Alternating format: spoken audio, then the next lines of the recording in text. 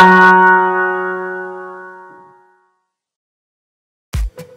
friends, welcome back to my channel. This is Akshay.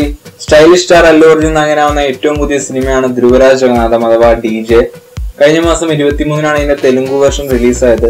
Telugu version റിലീസായ ഒരു 1.5 മാസത്തിന് ശേഷമാണ് ഇപ്പോൾ മലയാളം വേർഷൻ റിലീസാവുന്നത്. ഒരുപാട് തവണ ഈ സിനിമയുടെ റിലീസ് മാറ്റിവെച്ചു. ഓരോ തവണയും നമ്മുടെ അല്ലു അർജുൻ ഫാൻസ് ഈ സിനിമയ്ക്ക് വേണ്ടി വൻ സ്വീകരണമാണ് ഒരുക്കിയത്. ഫ്ലെക്സ് വെക്കുകയും അതുപോലെ തന്നെ പ്രത്യേകം ഫാൻ ഷോസ് വെക്കുകയും അതിൻ്റെയൊക്കെ ടിക്കറ്റും കാര്യങ്ങളൊക്കെ വാട്സപ്പിൽ ഫോട്ടോ വന്നപ്പോൾ ഞാൻ കണ്ടായിരുന്നു.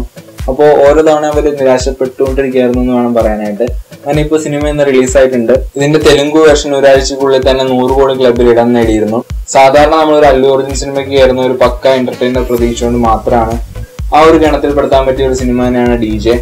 സിനിമയിൽ 2 ഗെറ്റപ്പിലാണ് അല്ലു അർജുൻ വരുന്നത്. ഒന്നൊരു ബ്രാഹ്മണൻ ഫാമിലിയിലെ ധ്രുവരാജ് ജഗന്നാഥം എന്നൊരു ഇന്നസെന്റ് ക്യാരക്ടറും ആ ഒരു ക്യാരക്ടറിന് തന്നെ വേറൊരു വേർഷൻ ആയിട്ടുള്ള ഒരു സ്റ്റൈലിഷ് മാസ് വേർഷൻ DJ എന്നുള്ളൊരു ഡോൺ ക്യാരക്ടറും. ധ്രുവരാജ് ജഗന്നാഥമായിട്ടും DJ ആയിട്ടും അല്ലു അർജുൻ തകർത്ത് അഭിനയിച്ചു എന്ന് വേണം പറയാനായിട്ട്. ആ 2 ക്യാരക്ടറും നന്നായിട്ട് തന്നെ അല്ലു അർജുൻ ചെയ്തിട്ടുണ്ട്. പൂജ വെച്ചാണ് സിനിമയിൽ അല്ലു അർജുന്റെ നായികയായിട്ട് എത്തിയിരിക്കുന്നത്. അവർ തമ്മിലുള്ള കോമ്പിനേഷൻ സീൻസും സോങ്സും എല്ലാം തന്നെ വളരെ നന്നായിട്ട് ചെയ്തിട്ടുണ്ട്.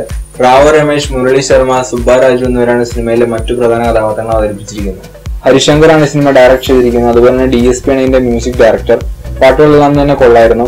ഒരു അല്ലു അർജുൻ സിനിമയ്ക്ക് വേണ്ട എല്ലാ സംഭവങ്ങളും ഈ സിനിമയിലുണ്ട്. പാട്ടുകളായാലും ഡാൻസ് ആയാലും പഞ്ച് ഡയലോഗ്സ് ആയാലും ആക്ഷൻ ആയാലും എല്ലാം തന്നെ ഇതിനകത്ത് ആവശ്യത്തിൽ കൂടുതലുണ്ടെന്ന് വേണം പറയാനായിട്ട്. തെലുങ്ക് ഫിലിംസിന്റെ ആ ഒരു റിച്ച്നെസ്സും കളർഫുൾനെസ്സും എല്ലാം ഈ സിനിമയിൽ നിറഞ്ഞു നിൽക്കുന്നുണ്ട്.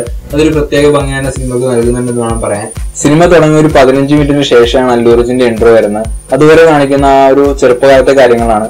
ആ ഒരു ഇൻട്രോ എന്ന് പറയുന്ന കുറച്ച് ഓവറായി പോയെന്നാണ് എനിക്ക് തോന്നുന്നത്. വേണമെങ്കിൽ മാസം എന്നൊക്കെ പറയാം, പക്ഷെ സത്യസന്ധമായിട്ട് പറയുകയാണെങ്കിൽ എനിക്ക് കുറച്ച് ഓവറായി പോയാലാണ് തോന്നിയത്. സിനിമയുടെ ഏറ്റവും വലിയൊരു കുഴപ്പമായിട്ട് തോന്നിയതെന്ന് വെച്ചാൽ ഇതിന്റെ സ്റ്റോറിയാണ്. ഒരു ലോജിക്ക് ഇല്ലാത്തൊരു സ്റ്റോറിയാണ് സിനിമയ്ക്കുള്ളത്.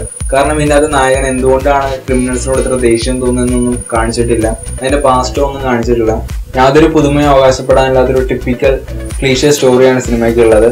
നമ്മൾ ഒരുപാട് തവണ കണ്ടുമടുത്തുള്ള ആ ഒരു സെയിം സ്റ്റോറിയാണ് വീണ്ടും കൊണ്ടുവന്നിരിക്കുന്നത്. അതാണ് ഒരു ചെറിയതായിട്ടൊന്ന് മടുപ്പിക്കുന്ന ഒരു സംഭവം എന്ന് പറയാനായിട്ട്. പിന്നെ ഡബിങ്ങിനെ പറ്റി പറയുകയാണെങ്കിൽ പാട്ടുകളെല്ലാം തന്നെ കുഴപ്പമില്ലാതെ ചെയ്തിട്ടുണ്ട്. പക്ഷെ ചില സീൻസിലെ ഡയലോഗ്സ് ഒക്കെ കുറച്ച് ബോറായിട്ടാണ് എനിക്ക് തോന്നിയത്.